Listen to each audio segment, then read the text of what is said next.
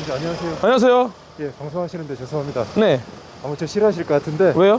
저 실은 JTBC 기자인데요. 아, 그래요? 예, 저랑 잠깐만 얘기 좀 하시면 그래요? 괜찮을까요? 하셔도 돼요. 라이브 예, 방송을 그러시죠. 하셔요. 네. 예. 네, JTBC에서 나왔습니다. 되게 말을 좀 걸고 싶어가지고요. 아, 그럼요. 네, 괜찮아요. 네네네. 저는 저를 이제 구구 유튜버 프레임을 씌워도 되고요. 네, 아닙니다. 뭐든지. 그런 거 아니고. 예. 예. 저희도 네네네. 사실 궁금하잖아요. 어떤 게 진짜 우리를 화나게 하는가. 아, 근데 네네네. 저는 정말 솔직히 말씀드리면은 네네. 뭐 윤석열 대통령 탄핵 그것도 정말 화가 나서 저는 15시간에 걸쳐서 탄자니아에서 귀국을 했습니다. 근데 가장 큰 문제는 뭐냐? 이재명의 피선거관 박탈이 왜 이렇게 늦어지고 있는가? 저한테는 그게 조금 더 컸어요. 왜냐면은 그런 인간이 도대체 대한민국에서 지지율이 그 정도 나온다는 거는 아마 JTBC 때문이 많았다. 그건 또 아니다. 아니죠. 나는 그렇게 생각합니다. 네네. 왜냐면 시민의 생각은 다 다른 거니까. 네네네, 맞아요. 그리고 네. 늘 얘기하는 거지만 구구라는 단어를 네. JTBC나 MBC에서는 너무나 쉽게 사용합니다. 그거는 맞습니다. 근데 많은 사람들이 이렇게 나와 있는데 이 사람들이 전부 다 구구라면 그것이 오히려 정상이 아닐까요? 왜 JTBC나 MBC는 구구라는 멸칭을 사용하냐는 겁니다. 왜? 우리들이 바보라서 그렇습니까? 저 나름 많이 배웠습니다. 근데 왜 구구라는 표현을 사용하면서 유튜버들을 멸칭으로 부르는지 나는 이해를 못하겠습니다. 그 사람들의 얘기는 들어보려고 하지도 않지 않습니까?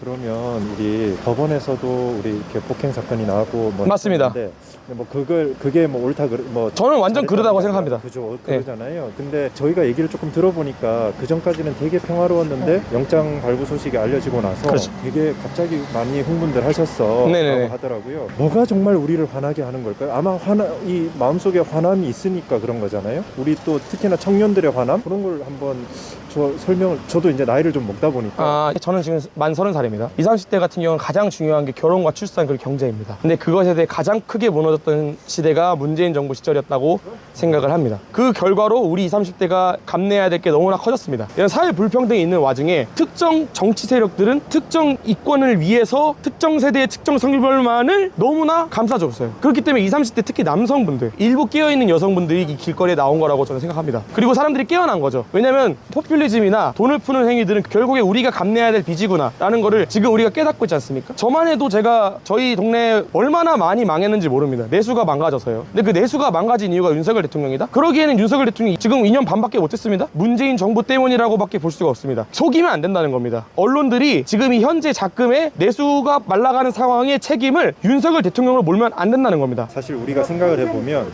우리가 예전에는 이 당도 미워 저 당도 미워 사실은 네네. 정치인은 다 미워 우리하고는 관계없는 사람들이야 네네. 자기들의 이익만 얘기해 네네. 라고 생각할 때가 훨씬 많잖아요. 음. 그래서 예전에는 저 젊을 때 한 20, 30대 때는 네. 20, 30대는 정치에 관심이 없었죠. 이런 얘기가 정말 네. 많았어요. 근데 그렇다고 해서 윤석열이 너무 이뻐라고 생각하고 계시지는 않았을 거잖아요. 이전까지는 어디가 정말 부당하다고 생각을 했을까 그 부분이 좀 궁금하긴 하거든요. 어느 제가 지점이 지금 20, 30대 남성을 대표할 수는 없고요. 네. 그래서 저의 개인적인 생각을 좀 말씀드려보겠습니다. 일단 민주당이라는 당에서 내거는 많은 프레임들이 특정 성별과 특정 세대를 갈라치고 그 과정 속에서 돈을 쓰는 정책으로만 많이 갔어요. 이건 동의하실 겁니다. 일자리를 늘린다는 이유로 기업에다가 특혜를 주고 법인세를 깎는 방향성이 아닌 단순히 공공일자리를 늘리고 세금을 쓰는 방향으로 갔습니다. 근데 그게 그 사람들이 멍청해가지고 그렇게 했을까요? 아닙니다. 득표를 위해서 한 거예요. 근데 이제 20, 30대는 멍청하지 않습니다. 자기가 실제로 피해를 보고 있는 현 상황이 도래해버렸습니다. 그럼 그 상황에서 이 사람들이 자기의 미래를 위해서 뽑을 사람이 누굽니까? 자기의 현재를 위해서는 민주당을 저도 충분히 뽑을 수 있다고 생각합니다. 정책 자금을 뿌리는 거에 익숙해져 있을 수 있다고 생각합니다. 근데 우리나라가 지금 단순히 2, 3년만 사는 게 아니라 2, 30년을 살아갈 거고 5, 60, 70, 80년을 살아갈 건데 그런 포퓰리즘을 지지할 수가 있습니까? 불가능하지요. 그리고 지금 현 상황이 민주당의 입법 독재 상황을 저도 사실은 계엄령 하시기 전까지 정말 몰랐습니다. 계엄령 이후에 너무나 큰 관심이 드러나게 되고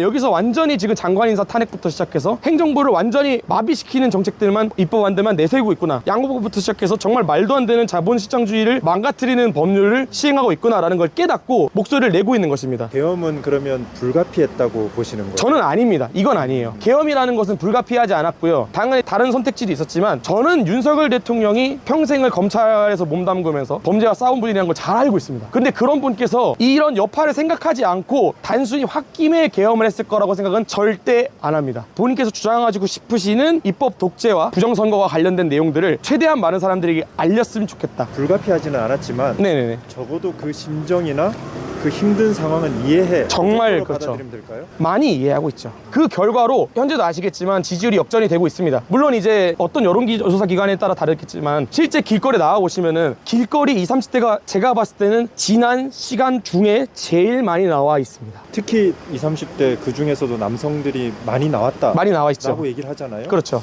특별히 우리 감정을 건드린 게 혹시 뭐 그런 게 혹시 있을까요? 사실 20, 30대 기준에서는 가장 중요한 게 아까 말씀드렸던 결혼과 출산, 육아인데요. 근데 그게 전혀 개선이 되지 않았습니다. 문재인 정부 때 김대중 대통령이 만든 여가부는 실질적인 도움이 되지 않고 있죠. 그렇기 때문에 우리는 실질적인 문제를 해결하기 위해서, 평등을 이루기 위해서 여가부를 없애겠다고, 그리고 20대 초반 남성들이 가장 원하는 것 중에 하나인 군인의 급여를 올리는 거. 저도 병장 때 45만 원밖에 못 받았습니다. 물론 선임이 더 최근에 많이 올라왔죠. 많이 올라왔죠. 네. 저는 이 대한민국에 가장 필요한 게 무엇이냐, 여성 정책이냐 아니면 국방 퇴역군인을 위한 정책이냐라고 하면 당연히 후자가 된다 라는 생각이고, 그건 20, 30대 군필 남성들이라면 모두가 공감합니다. 왜냐면 얼마나 힘들고 배고프고 외롭습니까? 정말 힘든 게 군대고, 배고프고 짜증나고 있기가 싫은데 있어야 되는 곳이 군대입니다. 그러나 지금 문재인 정부를 지나서면서 국민청원이 올라갔죠. 양성평등하게 군대를 가자 했을 때 재밌는 안건이라고 하고 넘어갔잖아요. 근데 양성평등회로 같이 가자는 의미가 아니라 의무복무를 하고 있는 군인에 대한 처우를 개선해달라는 의미예요, 사실은. 근데 거들떠도 보지 않았죠. 근데 윤석열 대통령은 뭐 했습니까? 임기 시작하자마자 군인 월급 올렸어요. 그리고 여가부를 해체하겠다고 얘기했어요. 너무나 올바른 말이죠. 왜냐면 대한민국이 지금 솔직히 생각했을 때 JTBC, MBC, 조선일보, 여야 여론을 떠나서 군인들이 피와 땀으로 지킨 땅입니다. 지금 우리가 이렇게 편하게 옷 입고 지금 이 스마트 기기 쓰면서 이러고 사는 게 전부 다 우리 대신에 죽어 가셨던, 피 흘리고 지금 이 날씨에 고지전을 펼치면서 엄마 아빠 그리워하면서 17살, 16살부터 참전을 하셨어야 됐던 그분들 덕분에 계신 거예요. 예? 근데 문재인 정부에서는요, 그런 사람들을 개취급하고 그러면서 삶은 소대가리 들으면서 말도 안 되는 평화정책인 것처럼 하고서 또 속아가지고 남북 연락사무소 폭파됐죠. 예? 이게 정상입니까? 이게 정상적인 나라입니까? 그런 당을 지지할 수 있어요? 그럼 우리 JTBC 이거 꼭 내야 돼. 꼭 내보내십시오. 알겠습니다. 네. 꼭 내보내십시오. 그리고 저거 안 내보내도 JTBC 꼭 내보낼 겁니다, 제가. 우리 다 형님 찍었어요, 이거. 또그 부분, 부정선거 부분, 네. 그 부분은 사실 지금 논란이 되게 있죠. 많이 있습니다. 그 부분은 어떻게 생각을 하세요? 저도 약간 이게 어디까지 믿어야 되고 어디까지 그렇더라고요. 이게 확인도 안 되고. 제가 네. 개인적인 입장을 말씀드리겠습니다. 우리는 주권을 가진 개인이고요. 이 민주주의라는 것은 선거로 인해서 이루어지는 게 사실은 대부분에 그렇습니다. 근데 우리가 요청하는 게 있다면, 유권자가 진실검증을 요구하고 뭔가 문제가 있는 게 하나라도 존재한다면 아무리 헌법기관이라 해도 나서서 보여줘야 됩니다. 그런 얘기들이 있죠. 뭐 형상기억 종이라든지 배춘희 종이장이라든지, 물론 의혹입니다. 그러나 우리 유권자가 보여주세요 하면 보여줘야 됩니다. 그거를 왜 숨기냐는 거죠. 저는 부정선거를 통해서 여소야대가 됐다라고 결론 내리고 싶지 않고요. 그런 문제가 있으니 그거 자체가 정확하지 않다, 부정선거를 통해서 민주당이 입법부를 먹었다가 아니에요. 그런 문제가 있는데 왜 우리한테 보여주지 않냐는 거예요. 그게 부정선거다는 거예요. 이해되시죠? 이런 분들이 있습니다. 공격적으로 민주당이 사전투표를 득표를 해가지고 했다? 그럴 수도 있고 아닐 수도 있지요. 하지만 이상한 게 많이 있지 않습니까? 왜 접힌 종이가 아니라 펴진 종이가 나오냐, 그리고 선관위에서는 왜 그걸 형상기억종이라는 실제 존재하지도 않는 종이라고 표현하고, 그리고 왜 1200명에 달하는 부정취업을 시키느냐, 이게 집중하고 싶은 부분입니다. 이해되셨나요? 총선의 진거 국민의 선택일 수 있습니다. 저는 민주주의라고 생각합니다. 당연합니다. 근데 유권자가 요청하고 보자고 얘기를 하면 열어줘야 돼요. 사실은 또 여쭙고 싶은 게 있는 게, 우리가 보면 이쪽 진영에 선 사람들은 JTBC나 MBC를 믿지 않아. 그리고 이쪽 진영에 서 있으면 상대방 유튜버도 믿지 않아. 네. 저쪽 진영에 서 있으면 이쪽은 다 믿지 않아. 네네네. 어떻게 보면 요즘에는 양쪽 유튜버들은 가운데 있는 언론사를 다 믿지 않아. 그렇잖아요. 서로가 다 믿지 못하는 세상이 됐고, 실제로 저도 이렇게 보고 있으면 우리 기사들 중에서도 상당히 부당한 기사들이 있고, 믿죠. 많이 있죠. 그리고 또 실제로 가짜뉴스들도 제법 많고, 일부는 사실이지만 어느 정도 추측으로 만들어낸 기사들이 대단히 많단 말이죠. 네네네. 이거 어떻게 생각하세요? 이게 우리가 근데 아마 서로 가짜뉴스야, 서로 믿지 마라고 얘기하고 있거든요. 이 현상을 어떻게 생각하세요? 우리가 어떻게 제가 확실히 해결해야 말씀드리겠습니다. 될까? 네네네. 우리 보수 쪽이라고 얘기를 할게요. 저는 보수도 아니라고 생각해요. 네, 정답이라고 생각하기 때문에. 편의적으로 생각합니다. 네네네. 이 모든 가짜뉴스의 시작은 무엇이냐? 바로 김어준이에요.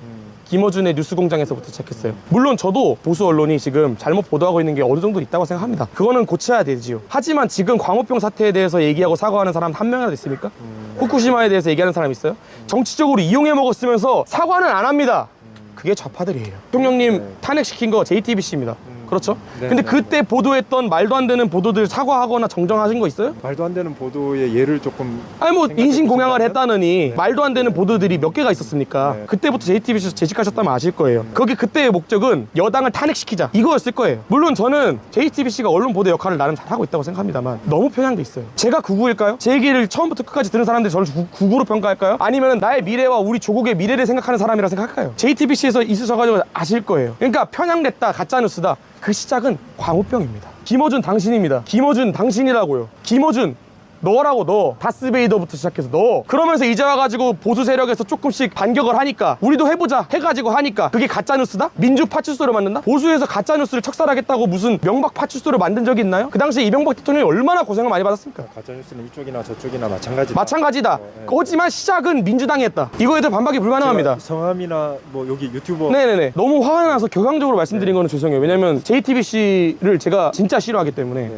알고 있습니다. 아, 감사합니다. 알고 있습니다. 제가 어떻게 TV에 나올지는 모르겠지만 마지막으로 할 말이 있다면은 지금은 정말 심각한 상황이라고 생각해요. 왜냐면 그 전까지는 정치가 개인의 이권에 영향을 크게 안 미쳤어요. 왜냐면 경기가 너무 좋았기 때문에. 사실은 정치가 너무나 큰 영향을 미치진 않았어요. 성경이 좋을 때는요. 근데 지금은요, 정말 다들 너무 힘듭니다. 다들 너무너무 힘들어요. 제가 원래 여행 유튜버입니다. 근데 15시간 거쳐서 아프리카에서 귀국했어요. 왜? 이거 안 하면은 진짜 우리 죽습니다. 우리나라 끝나요. 말도 안 되는 포퓰리즘으로 우리 부모님이 쌓아놓은 원화 자산으로 되어 있는 모든 부동산이나 예금 자산이나 전부 다 쓰레기 취급이 될 거예요. 지금 같은 말도 안 되는 유동성이 펼쳐지고 있는 상황에서 저도 사람함께서 많은 자산을 달러화를 해야 됐고요. 하지만 그러지 않아도 됐던 시기가 꽤 오래 있었습니다. 대한민국에도 얼마나 많은 황금기가 있었습니까? 근데 그 황금기가 좌파 정권에서 있었는지 아니면 우파 정권에서 있었는지 여러분들은 아실 거 아닙니까? 당장 현금 25만 원 찍어주겠다고 하는 사람 찍지 마시고 진짜 우리 미래를 바꿀 사람을 찍으십시오. 그리고 들고 일어나십시오. 여기까지 하겠습니다. 네, 네. 네. 저희 연락 한번 하셔서 네네네. 서로 천천히 네네네. 얘기도 한번 해보시고 하시죠. 아, 감사합니다. 예. 네, 방송 잘 감사합니다. 예.